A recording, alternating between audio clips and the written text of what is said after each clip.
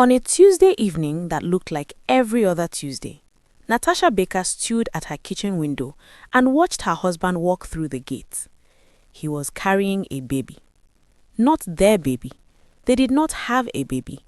And walking one step behind him, through the gate of the home Natasha had built, on the street Natasha had chosen, in the city where Natasha had worked since she was 22, was a woman in a white dress. Not just any white dress. That white dress, the one with the pearl beadwork at the neckline, the one Natasha had last seen 4 years ago at her own wedding rehearsal on the woman who had coordinated every detail of her wedding day and smiled at her groom 1 second too long.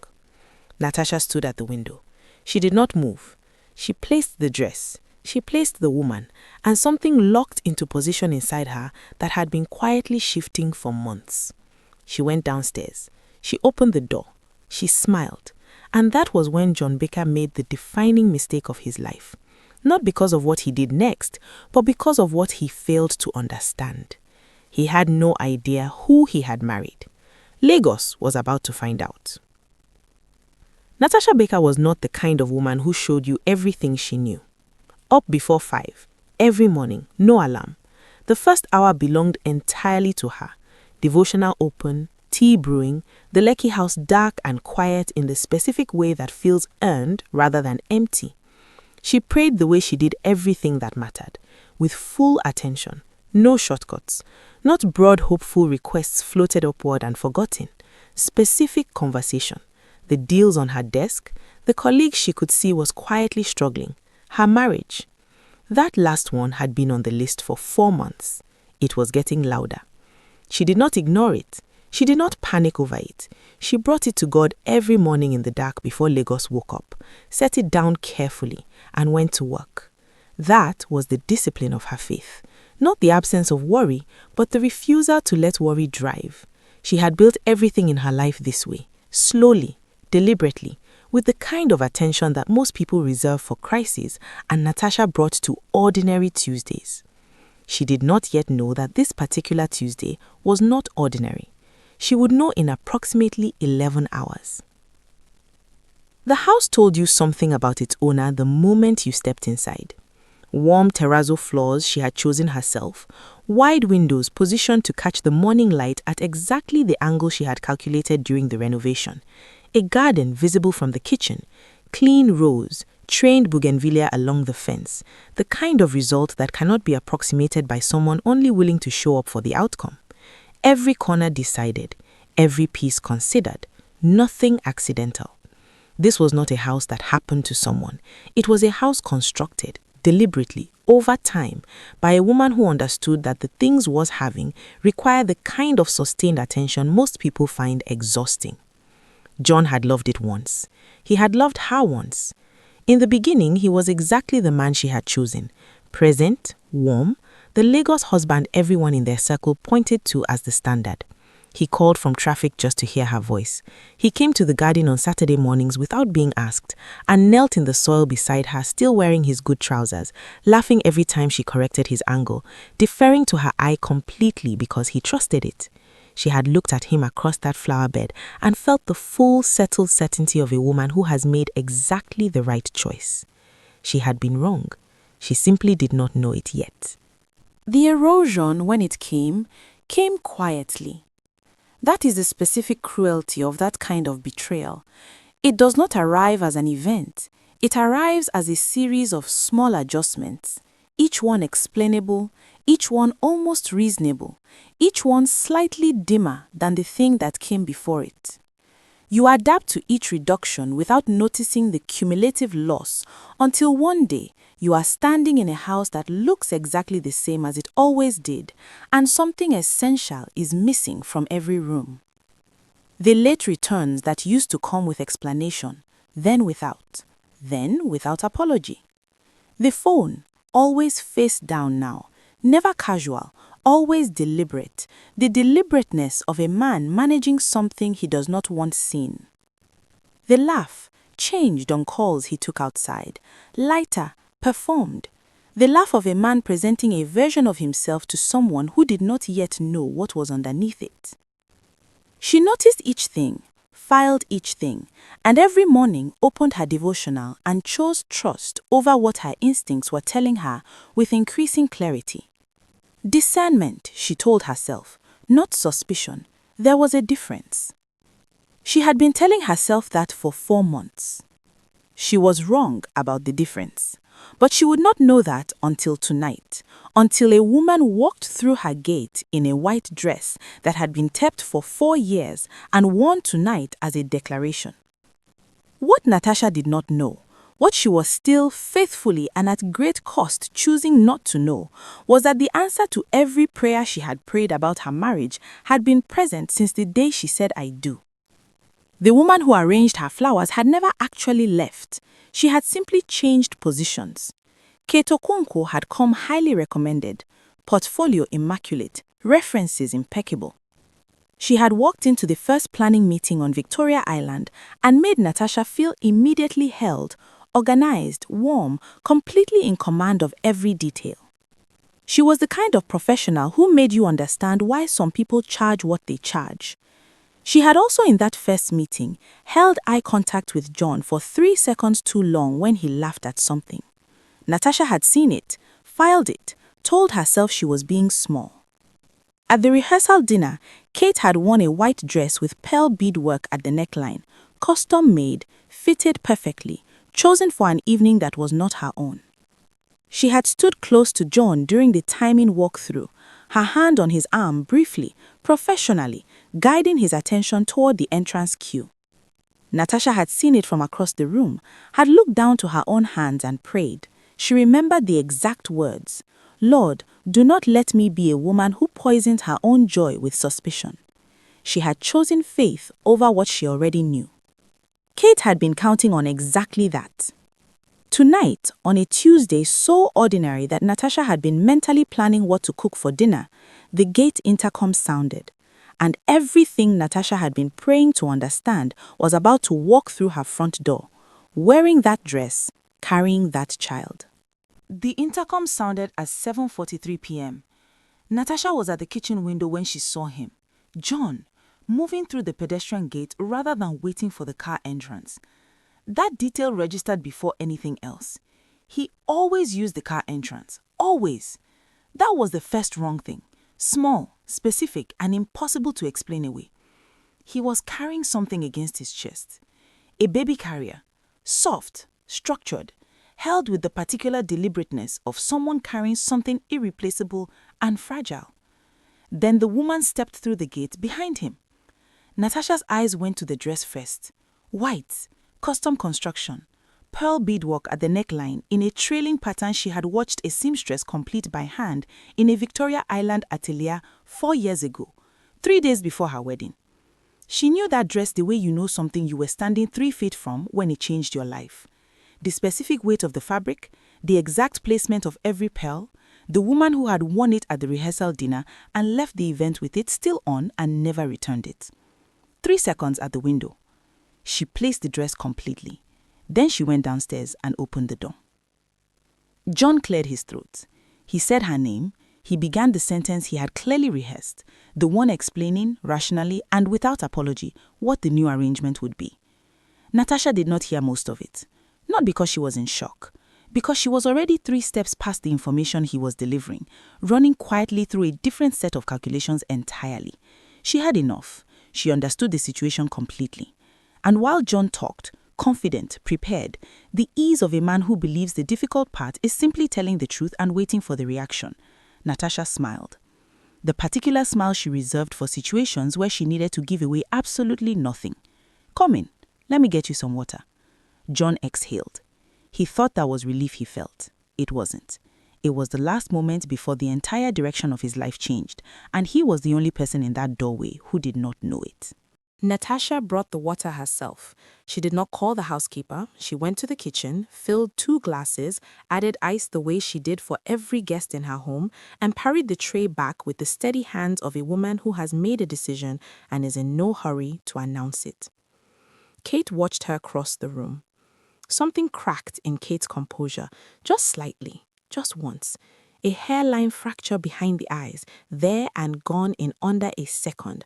But Natasha caught it the way she caught everything, because this was not what Kate had prepared for. She had dressed for a confrontation and walked into a dinner party. She had spent 4 years imagining the expression on Natasha's face in this moment, and the expression on Natasha's face was giving her nothing, absolutely nothing. The complete absence of visible devastation was the one outcome Kate had never rehearsed. It moved through her like a current she could not name. John was watching Natasha too, with a feeling that sat in his chest like a stone he could not identify or move. Natasha asked about the baby's feeding schedule. She asked with the warm, focused attention she brought to every conversation that mattered. Genuinely, not as a performance, as a woman who understood that composure was not coldness, and that how you moved through the worst moments of your life said everything about who you actually were. She showed Kate the guest bathroom, extra towels on the lower shelf, better water pressure after 9 on that side of the house.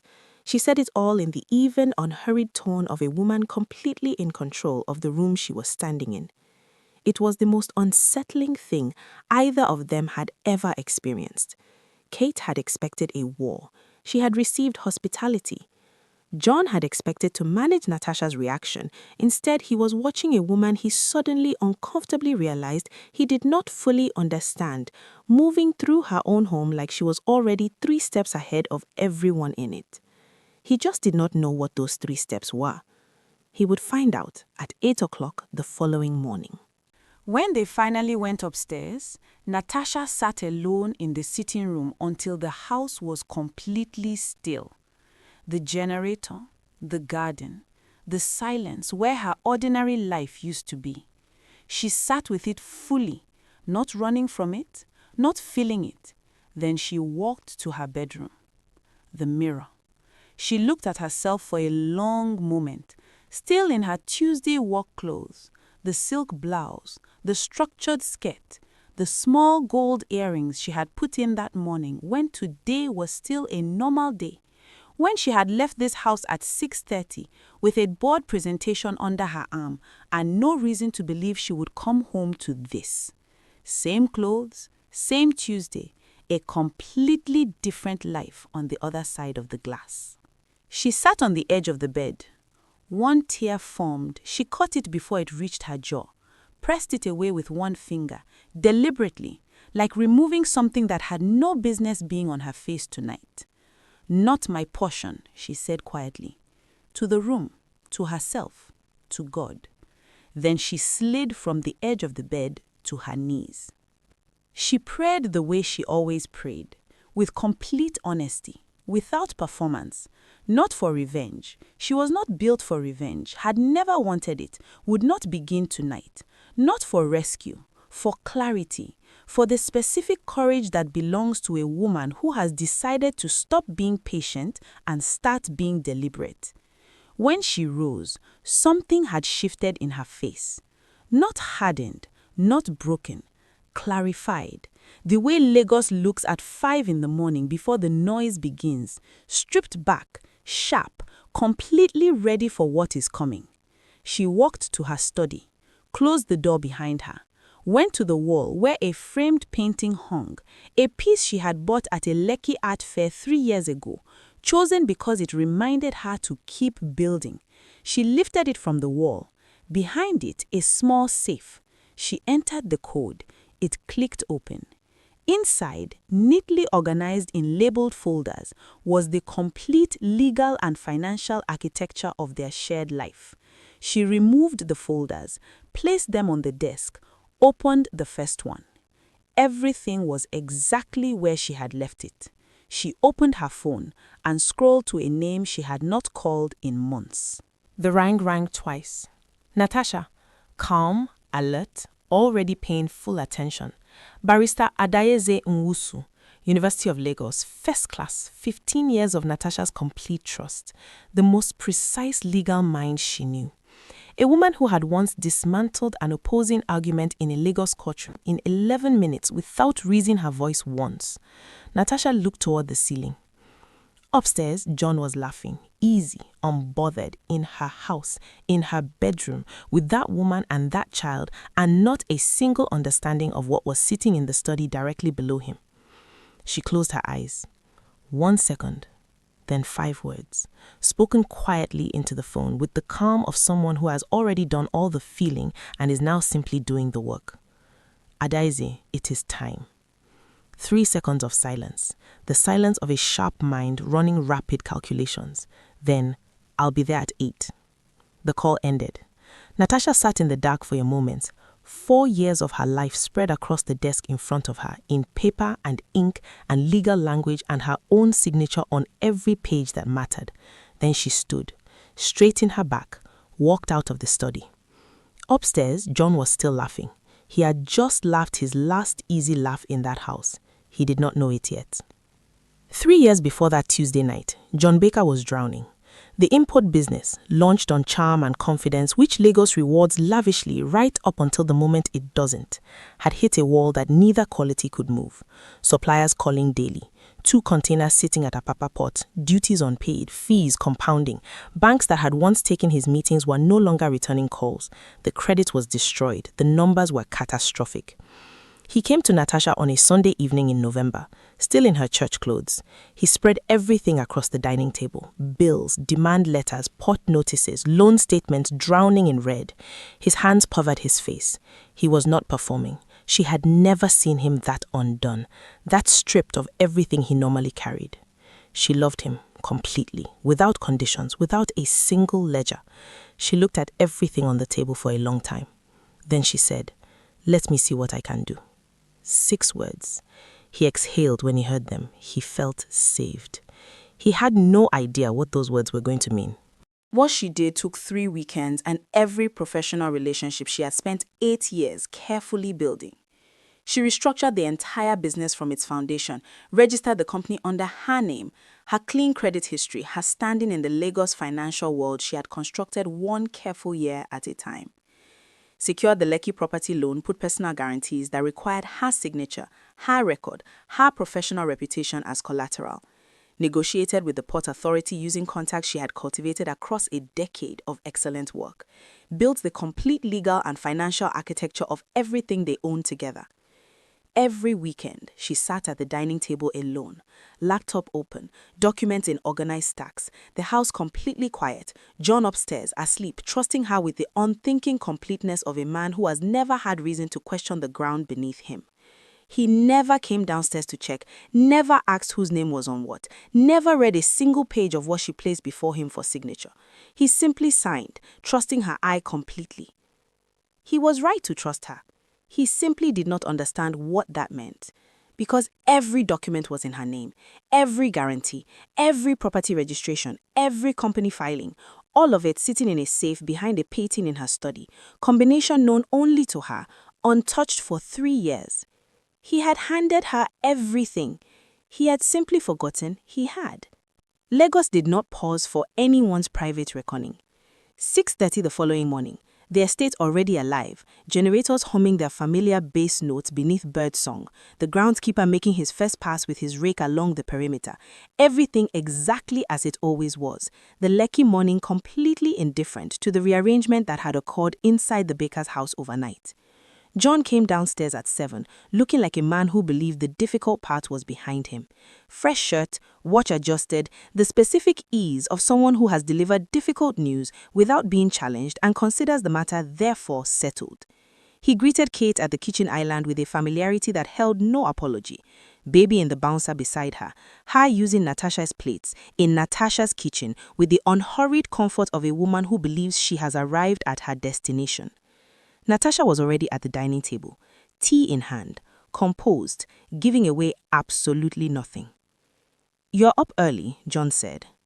"I'm always up early," she said simply, and looked at her cup. He had no answer for that. He turned back to Kate. That was his second mistake. Then the estate intercom sounded. The security guard's voice, careful, deliberate, stripped of its usual morning warmth. "Madame's visitor is at the gate, sir. Barrister Noosu. She says she has an 8 o'clock. John turned slowly toward Natasha. She did not look up from her cup. 3 minutes later, Barrister Adaize Nwosu walked through the front door in a charcoal suit that cost more than most people's monthly income, followed by 2 associates carrying document folders and a property administrator from the Lagos State Land Registry. Professional, polite, completely immovable. The energy of people executing a process, unhurried because they already know the outcome. Adaize placed the first document on the dining table, the table Natasha had selected, purchased and paid for in full, and turned it to face John without a word. He looked down. The room changed. His name was not on the property deed. Not as owner, not as co-owner, not even as occupant of record. The Lekki estate, the house he had told Natasha to vacate less than 14 hours ago, was registered solely and completely under one name, Natasha Adaize Baker. John laughed, the short, hard laugh of a man who believes he is looking at a clerical error. What is this? Adaize turned to the second document without raising her voice. Baker Import Solutions, the business John had been running for 3 years, whose account cards were in his wallet at this exact moment, whose name was on his office door downtown, registered solely under Natasha Baker. Full directorial authority, personal guarantee structure intact and fully operational. Effective this morning, your access to all accounts has been suspended pending legal review. The property administrator will need the keys by close of business today. Complete silence. Then, Kate stood slowly from the kitchen island. Victor, Kate started. John, he corrected, automatically, without thinking. And the absurdity of it, correcting her in this moment about his own name, landed with the weight of something dropped from a great height. Outside at the gatehouse, Sergeant Biodun stood at his post and said nothing. 11 years at that gate. He knew the sound of Natasha's car before it turned the corner. Received her Christmas envelope every December with a genuine handshake and thanks, given eye to eye, not over his shoulder. She had never once walked past him without saying his name, not once in 4 years. He held the pedestrian gate open for the property administrator's second trip to the car and kept his eyes forward.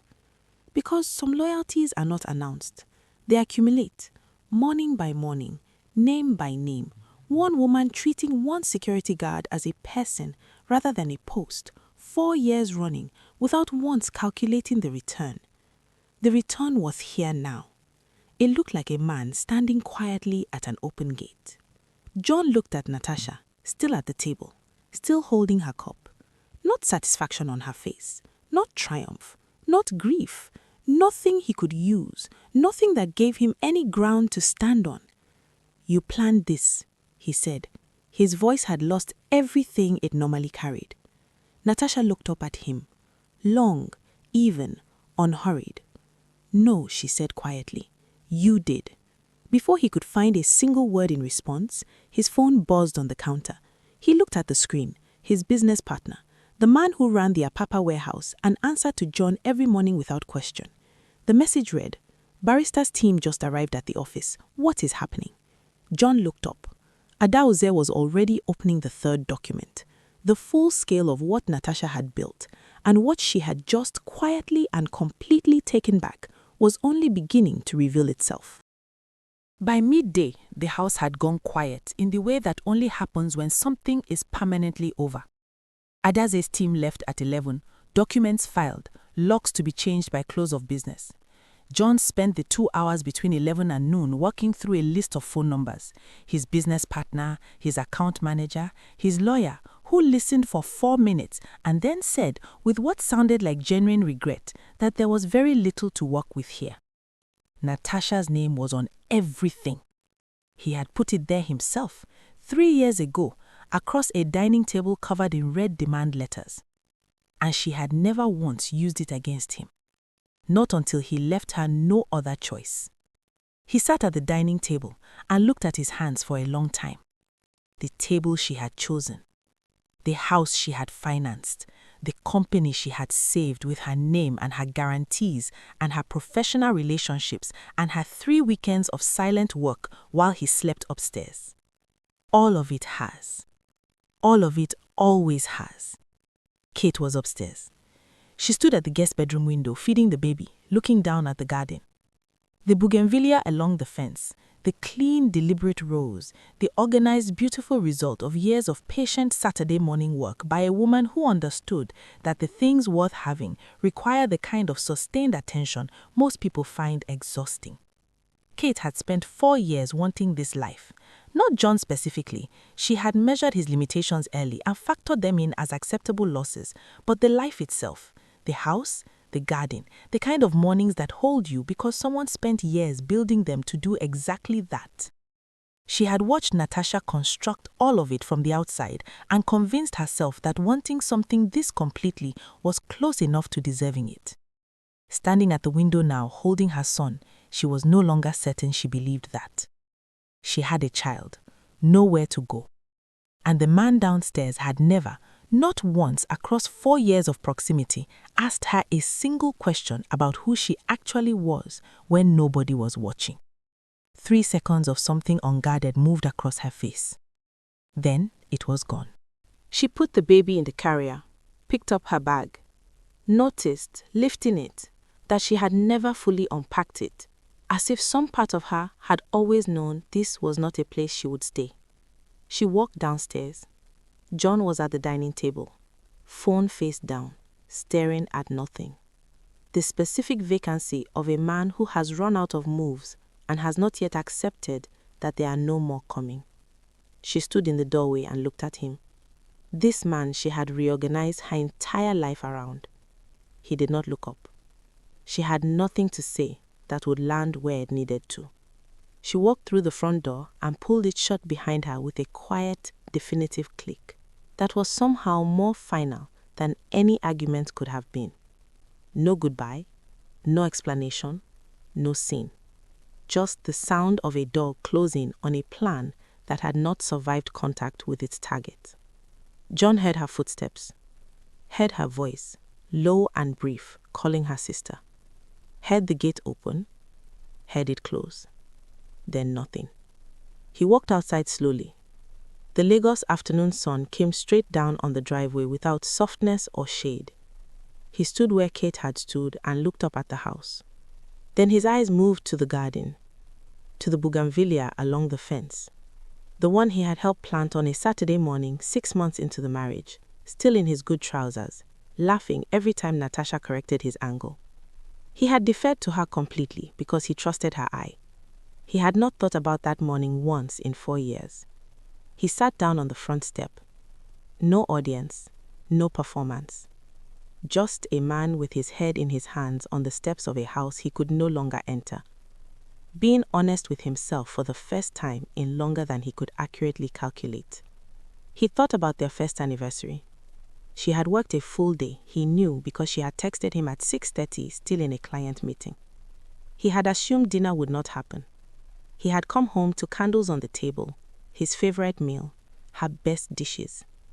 Done after a full day without complaint, without requiring him to notice the effort. He had taken her hands across that table and told her, and meant every syllable, "You are the best thing that ever chose me." He had meant it. He understood now, sitting on this step, exactly what he had done with it.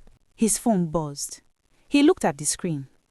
A Lagos business publication, monitoring Corporate Affairs Commission filings in real time.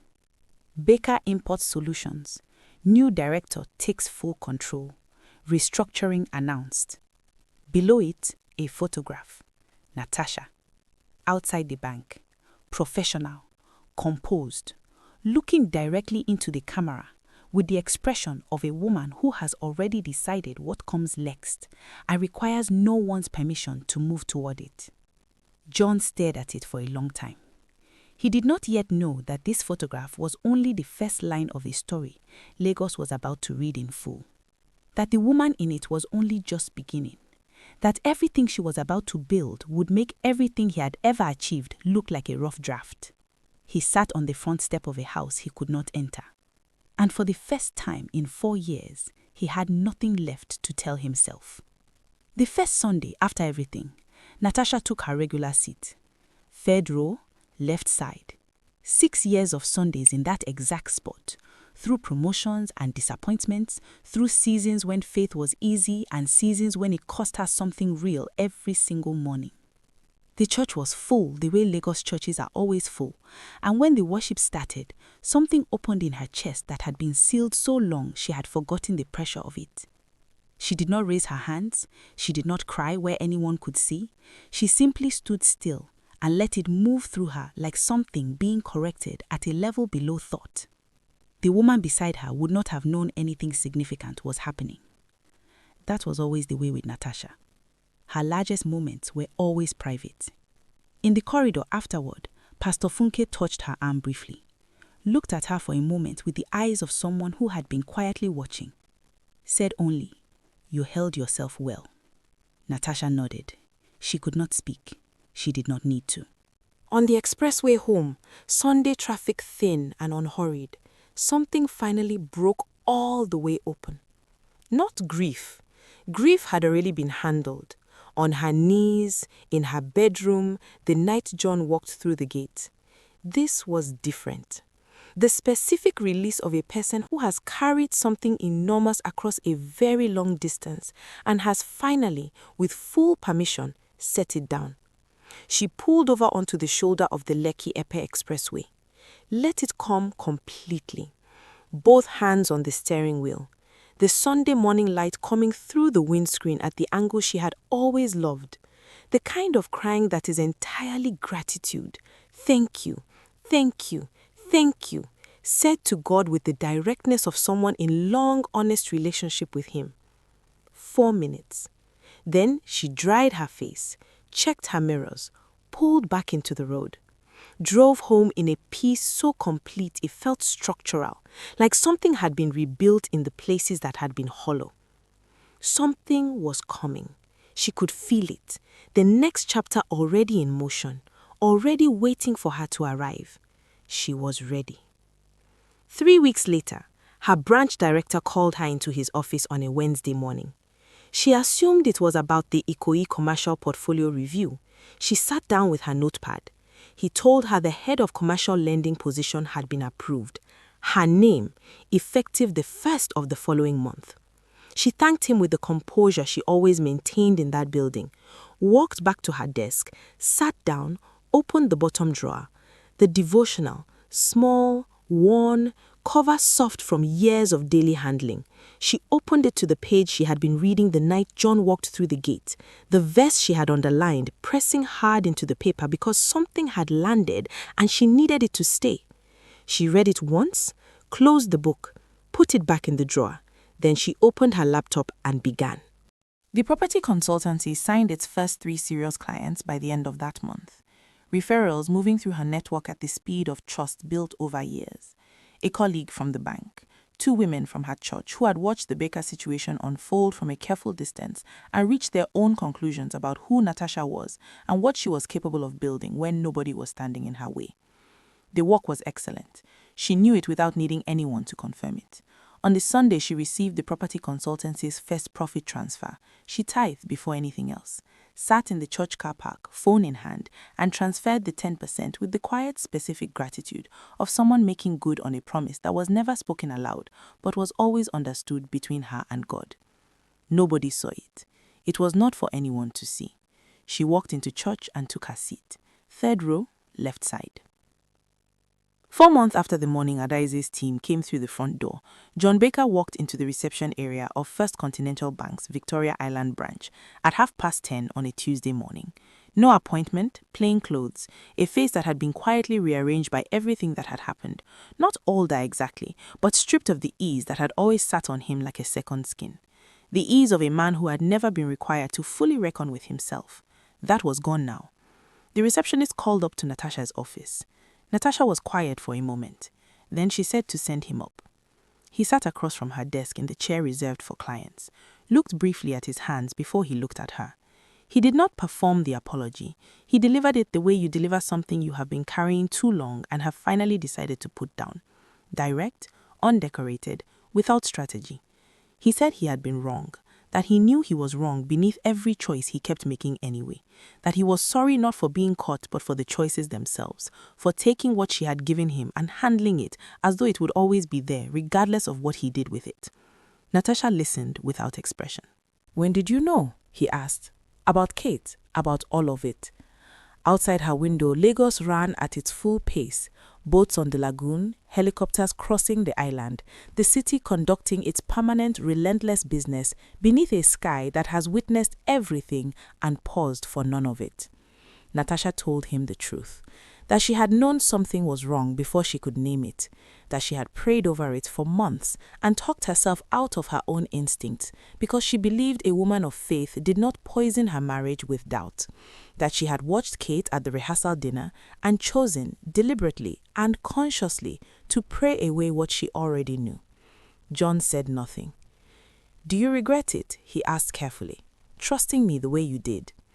Natasha was quiet long enough for the question to sit fully in the room. Then she said no, without hesitation, without performance, because the woman sitting across from him now, the one who had prayed when she wanted to react, who called a lawyer instead of breaking, who built something lasting from the rubble of everything he had treated as permanent, that woman had been built by loving fully even when it cost her everything. She would not go back and warn herself earlier, not for anything. The version of herself formed by that love at that cost was not something she was willing to trade for an easier history. John nodded slowly. He understood, she could see, that he was being given something he had not earned. Not forgiveness as an invitation, not an opening, something rarer, being seen clearly and honestly by someone who had earned every right to see him any way she chose, and who still chose accuracy over cruelty. It was more than he deserved. He knew it. Natasha stood, extended her hand across the desk.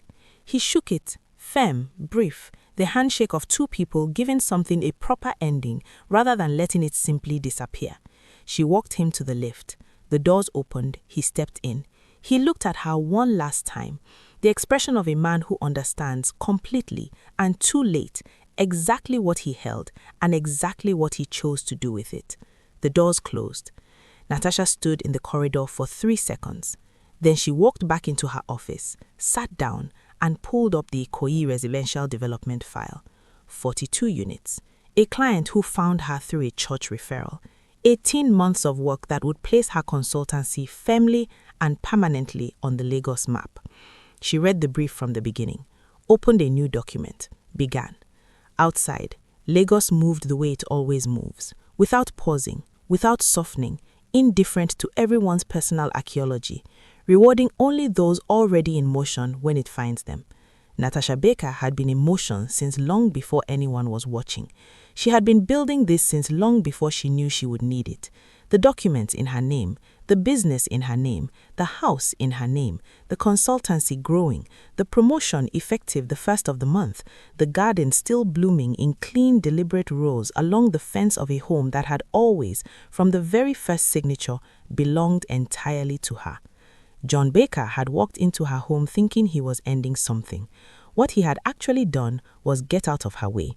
And Natasha Baker, the woman who prayed before 5, who built in silence, who caught her own tears before they fell, who made one quiet phone call instead of making one scene, was only just beginning.